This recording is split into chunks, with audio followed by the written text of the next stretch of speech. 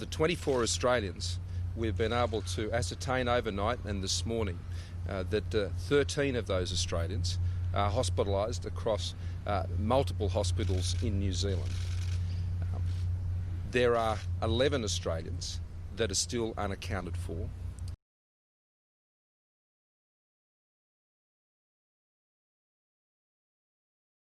I know there will be a huge amount of concern and anxiety for those who have loved ones on or around the island at the time, and I can assure them police are doing everything they can.